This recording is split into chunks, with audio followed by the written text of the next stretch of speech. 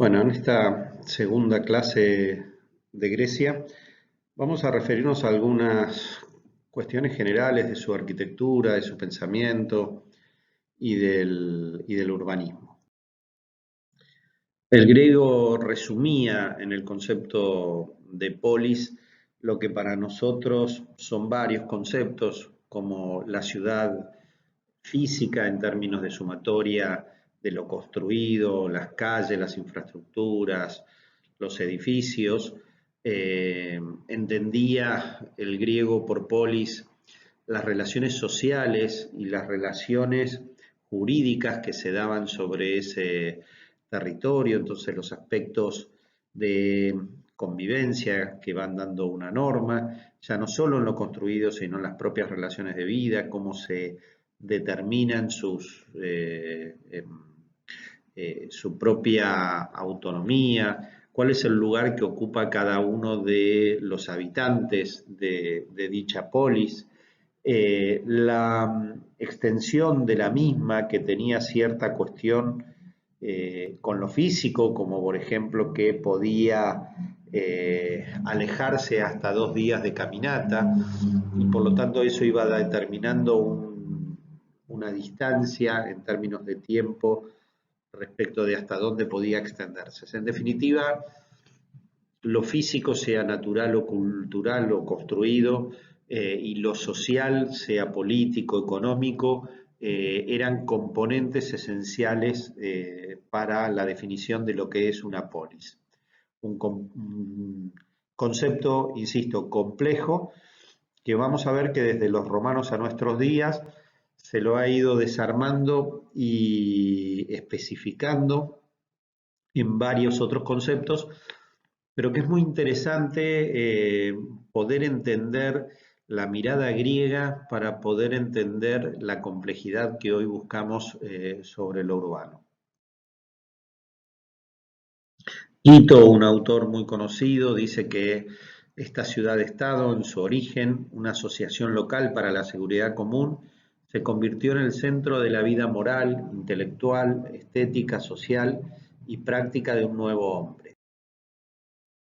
Y Aristóteles tiene una frase muy conocida que dice: el hombre es un animal político, y con esa frase lo que está refiriendo es que el hombre es un habitante de la polis. La política, justamente, en términos griegos, es el arte de gobernar una polis. Se nacía miembro de una polis, pero si uno se trasladaba, eh, iba a ser extranjero en otra polis. Por lo tanto, las polis tienen una cantidad de habitantes propia, pero con características diferentes. Están los ciudadanos, están los esclavos, están los extranjeros. Hay distintos grupos de población que son los que conforman dicha polis. El Ática como región llegó a tener hacia el año 430 a.C.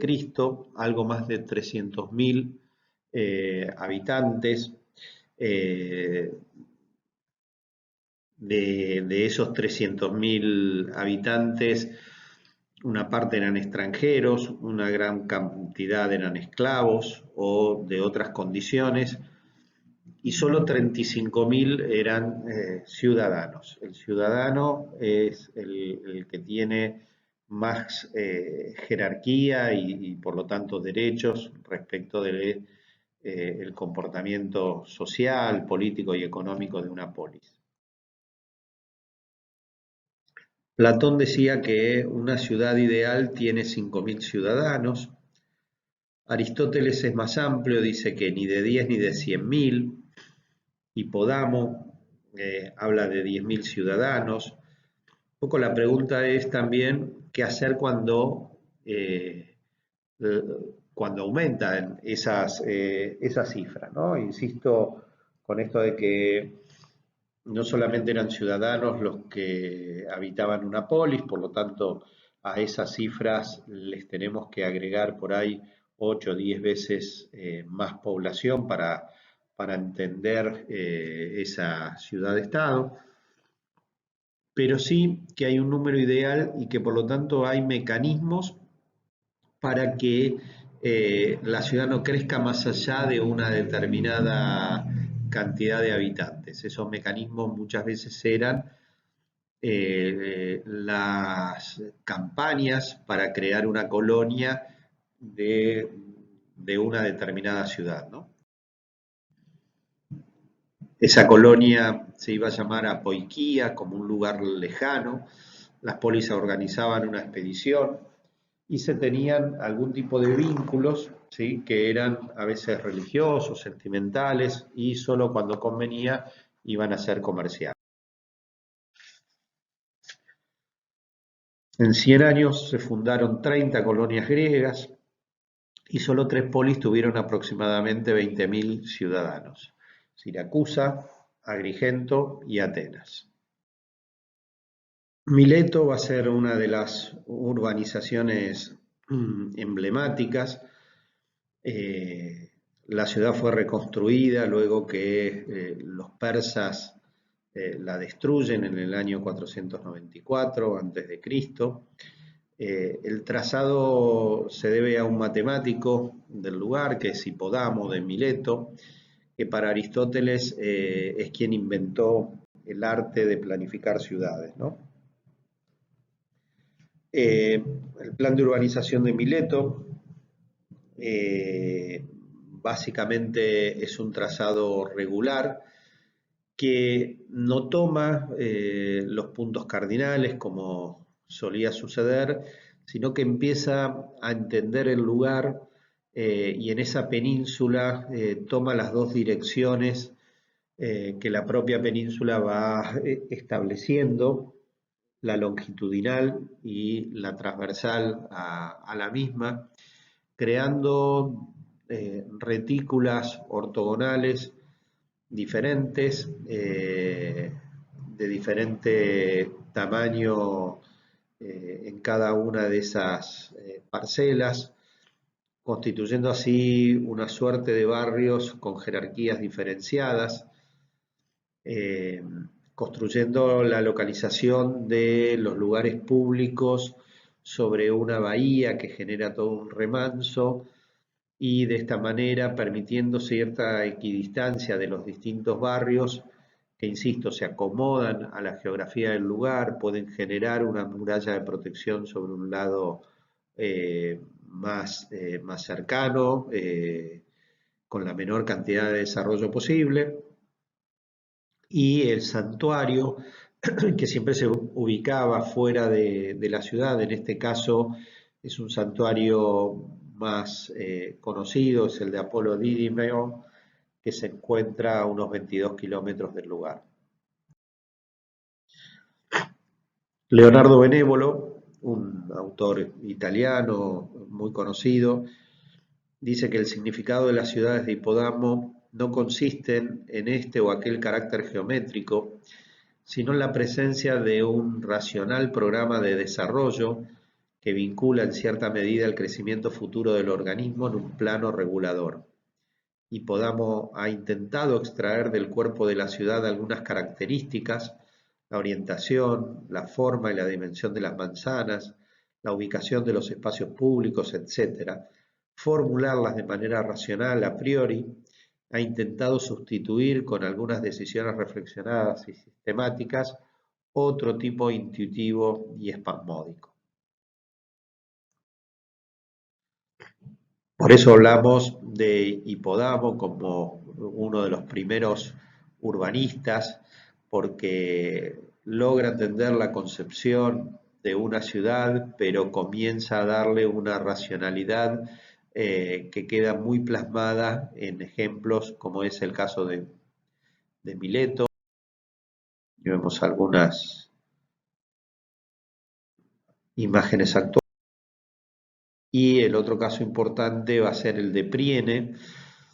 A diferencia de Mileto, esta es una polis enclavada en el faldeo de una montaña, por encima va a tener la Acrópolis, y hay 6 calles que son las que estructuran a nivel de las pendientes que se van dando toda la ciudad, ¿no? En el centro aparecerán los edificios públicos, principales espacios.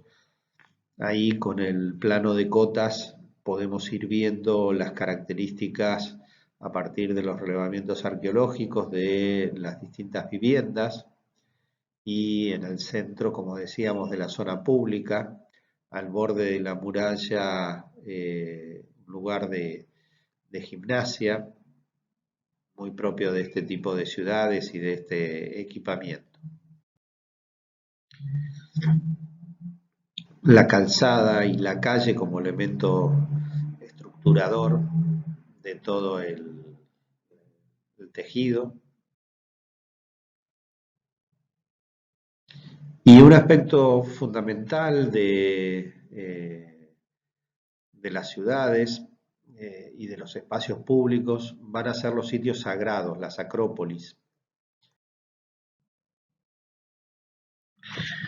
En planta podemos observar mejor, imaginen la altura de este morro, de este cerro, donde la muralla va delimitando el temeno, donde aparece esa vía sacra que comunica desde el acceso al santuario, es decir, desde los propilios, hasta el altar, ubicado en lo que llamamos la parte posterior del Partenón, del templo más importante, pero además estamos viendo otros templos significativos dentro de la propia Acrópolis.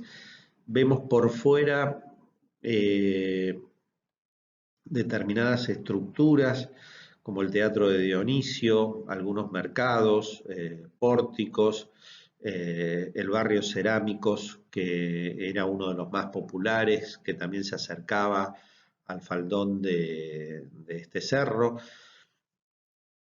y todo bajo una lógica de la provocación, en el caso de la Acrópolis, de las distintas miradas, algo que por ahí nos parece muy desordenado, sin embargo es difícil entender que quienes buscaban tanto equilibrio en los edificios no puedan tener un manejo provocativo respecto de lo que son los recorridos, lo que son las visuales de los distintos puntos de atracción de un santuario como este. Sin duda una de las miradas preferidas de los templos no eran necesariamente las perpendiculares al frente, sino las miradas en escorzo, donde se podían entender las dos dimensiones y esa imagen era la que permitía recrear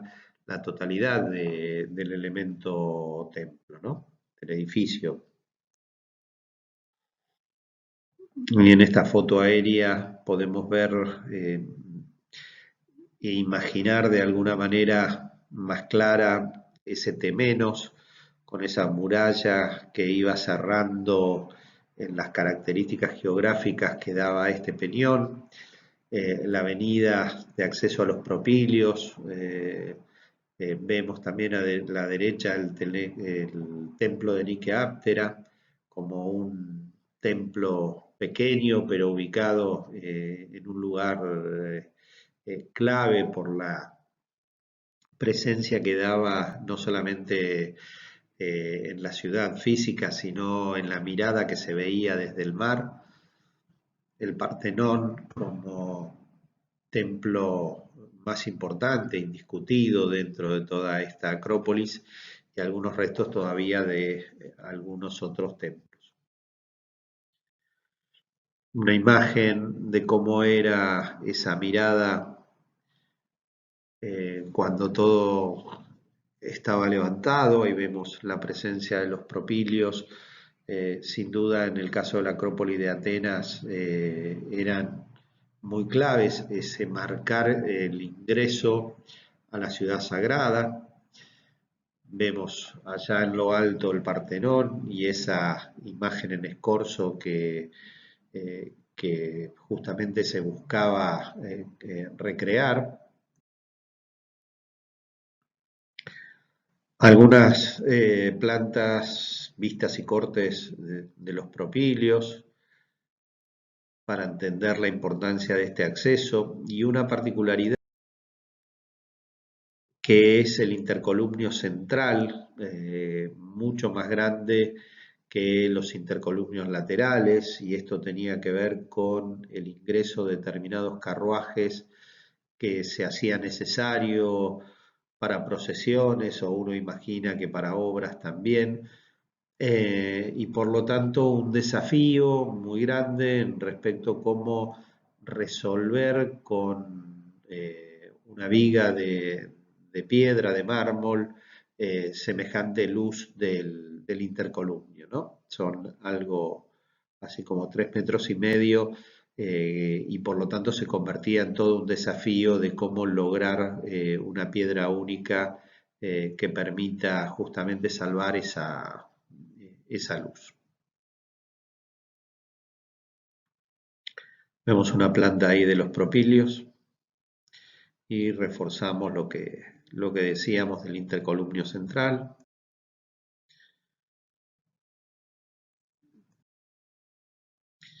El Erectión en Atenas es un templo que en realidad son dos templos pegados que, que va a ser muy atípico por un lado, y muy conocido por una situación muy particular, que es el pórtico de las Cariátides, lo que están viendo hacia arriba de la figura, hacia el lado norte. Estas eran unas mujeres que de alguna manera fueron castigadas, quedando ahí como petrificadas a la mirada de toda la polis, ¿no?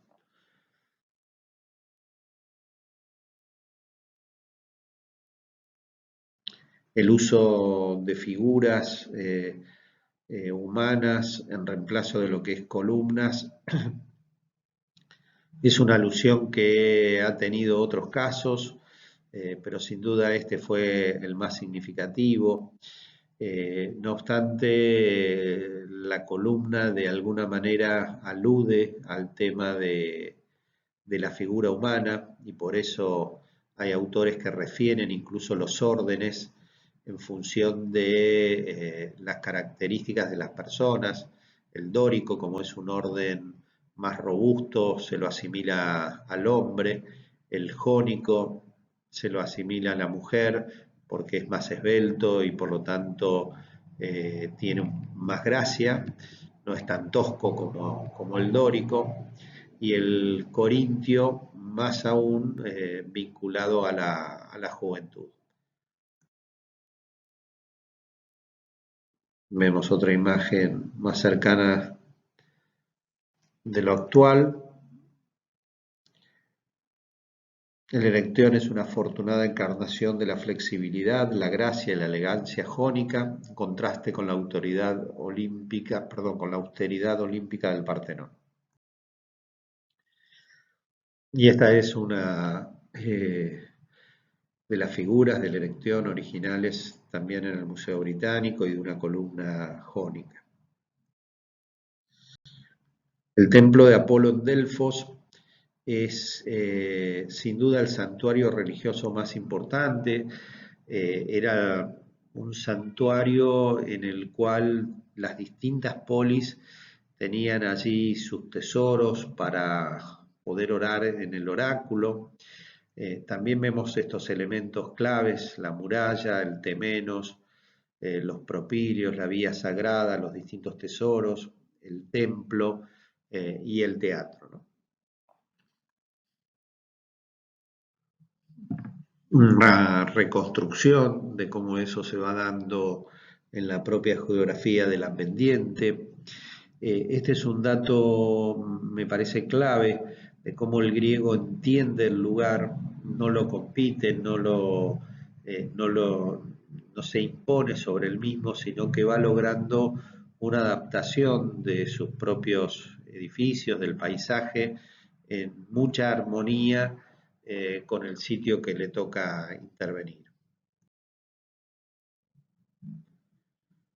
Imágenes de una maqueta, imágenes originales respecto de la zona del templo,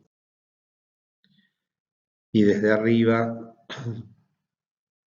el famoso teatro, donde lo que podemos ver, más que en ningún otro edificio, es la relación que hay entre lo construido y el paisaje.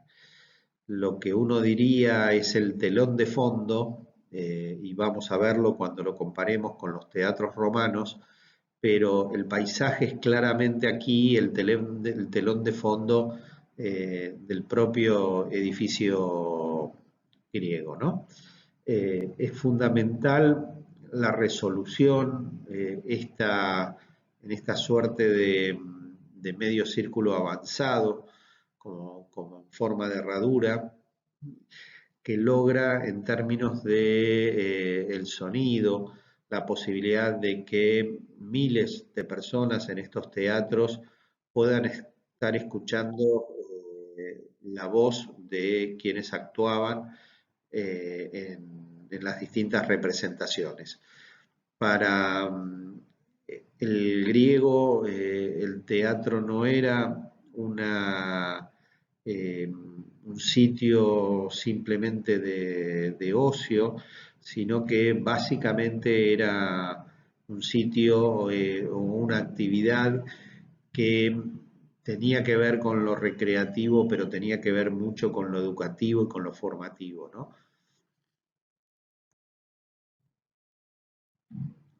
Celinonte es otro de los santuarios, insisto, cuando lean el libro de Martinsen van a encontrar bien las referencias, donde vemos ahí en el número 5 los propilios, nuevamente vemos el templo con esa provocación de los giros para poder verlo en escorzo.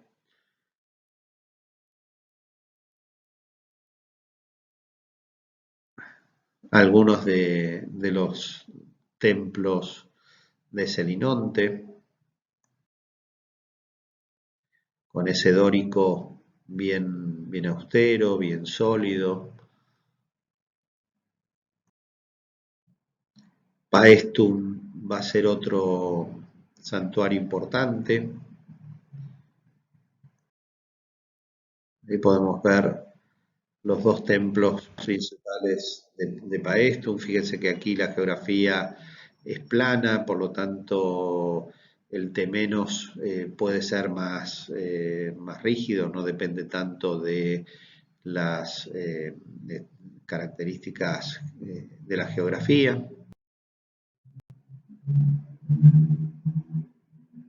Templo de Poseidón, con los elementos bien clásicos de un templo griego. Los espacios religiosos no eran los únicos lugares de encuentro público, claramente había lugares más cívicos donde el griego, sobre todo el ciudadano, podía dar rienda suelta a una de sus principales actividades, que era la charla, el debate, la discusión. Piensen que es época de grandes filósofos que van a darle fundamento a gran parte del pensamiento de la cultura occidental durante muchísimos siglos, y por lo tanto eso tiene que ver con una forma de vida muy particular, donde el espacio público era clave en la estructura de esa forma de vida, ¿no? El ágora era el sitio al aire libre que permitía o que le daba estructura a ese sitio de encuentros, de charlas y de debates. El ágora de Atenas, de Olimpia y muchas otras iban dando características muy típicas a estos espacios. Fíjense que el griego era más gustoso de la vida al aire libre que de la vida encerrado, por lo tanto, lo mismo que sucede con los templos, el espacio pensado para el ciudadano es un espacio más de exterior que de interior. La arquitectura va a dar marco a la construcción de esos espacios y las estoas dentro de esas ágoras empiezan a ser una parte sustancial, pero que no llegan a ser comprendidas como el espacio interior, sino que su característica de columnata abierta hacia un espacio más amplio, conformando el resto del ágora, va a ser tan clara como fundamental. Ahí podemos ver el ágora cómo se va conformando a partir de una cantidad de edificios donde vemos algunos con funciones propias, algunos que son más conmemorativos, como los tolos, y otros que son estoas o estos sitios de encuentro para la charla, para el debate, para la discusión o para el comercio. Una imagen del Ágora de Atenas. Fíjense arriba a la izquierda la Acrópolis, la relación entre el espacio de la religión y el espacio de la política, aunque, como decimos, la polis pasa a ser toda, ¿no?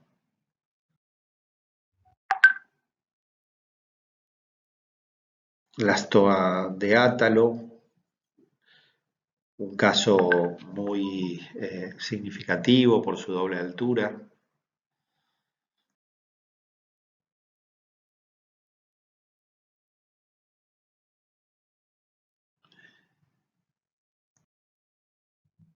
Distintas imágenes.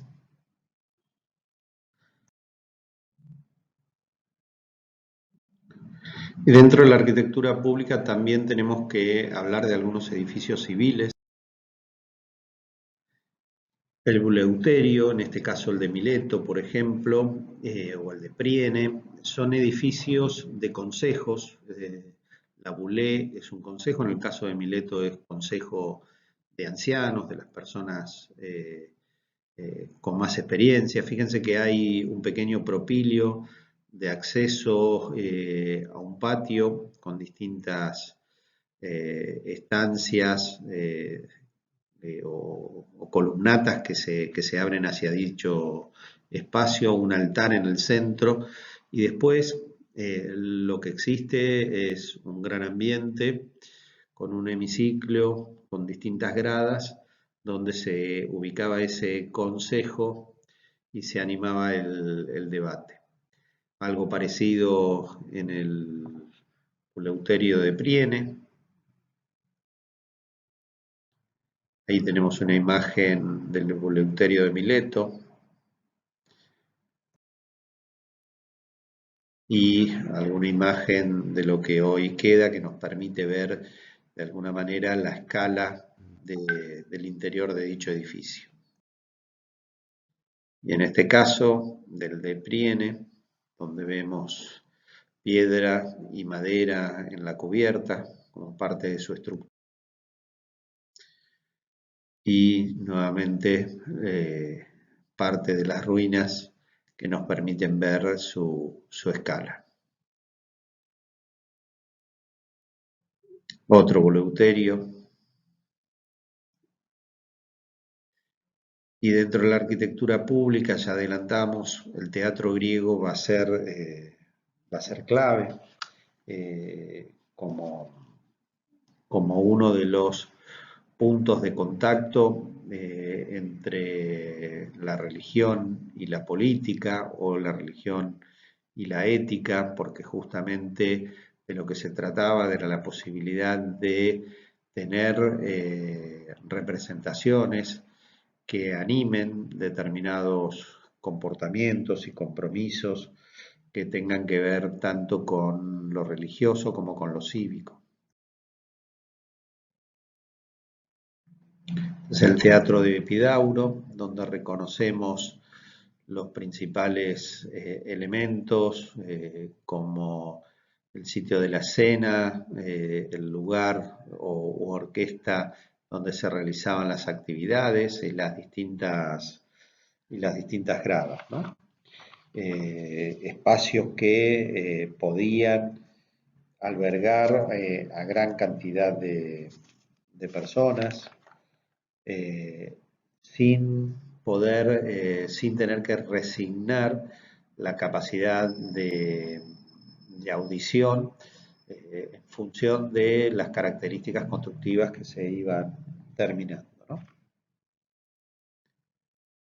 Epidauro, como vemos, era un teatro más que significativo, se calcula unos 17.000 puestos o asientos, como para tener una idea de lo que significa comparado, por ejemplo, con estadios actuales, ¿no?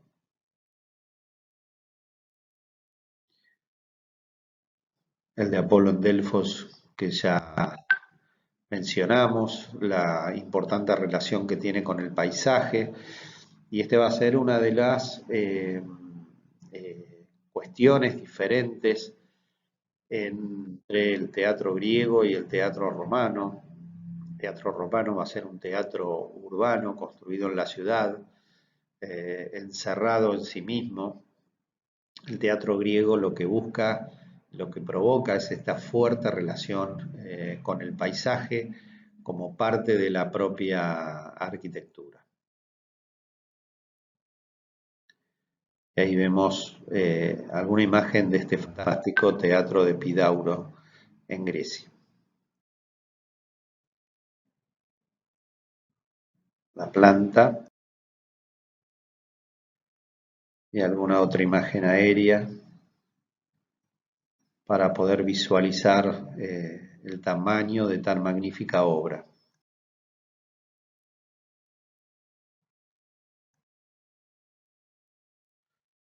Bien, y con esto finalizamos esta clase de Grecia, que no tiene sino el sentido de poder hacer un planteo, estas dos clases, de lo que es esta arquitectura que va a ser tan significativa para el resto de los años que van a venir. Insistimos siempre en que las clases son una suerte de mirada rápida y conceptual que les permitan a ustedes abordar los libros, esa bibliografía básica que es central, que lean, que estudien desde allí. Por lo tanto, desde los libros que les van a marcar características generales hasta los específicos, como es en el caso de Grecia con el libro de Martinsen, son fundamentales para que vayan investigando primero con los prácticos, luego con el examen final, los conceptos y los contenidos más claros de dicha bibliografía.